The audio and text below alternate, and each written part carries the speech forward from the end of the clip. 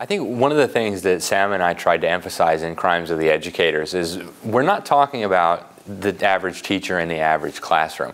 We're talking about the education establishment, you know, the people up in the ivory tower with their PhDs that run the education journals and so on. And again, this goes back straight to John Dewey. You know, you can look at Teachers College at Columbia University and so on. So, you know, this is really the education establishment that we're talking about. Now, I have had so many emails and so many discussions with teachers after this book came out, just almost crying in some cases, saying, oh my goodness, so that is what's happening. Now it makes sense, because they subconsciously understood that something was wrong. They subconsciously understood that this is not how education should work, but it's what they were taught in their education colleges. So, you know, your average teacher in your third grader's classroom thinks that this is how it's done, you know, because that's what they're taught at the College of Education, which you would think would know something about education.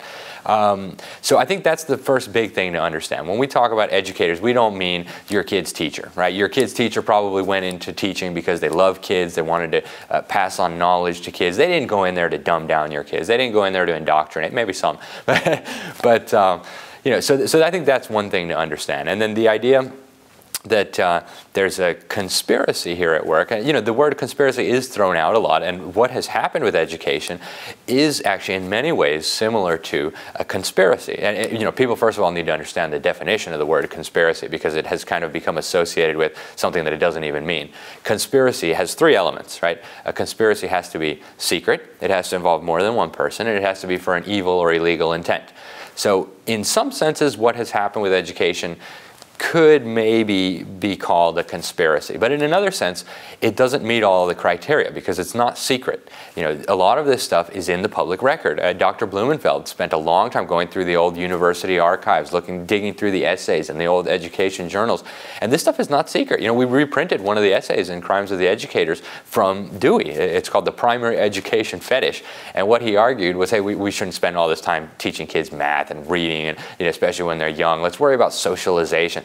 So, you know, they were just in your face telling you. And he used very conspiratorial language. He said, you know, we have to do this quietly and under the radar, because if parents figure out what we're doing, if teachers figure out what we're doing, it will jeopardize the success of our enterprise here. So that's conspiratorial language. But again, it doesn't meet all the criteria for a conspiracy, because it's not secret.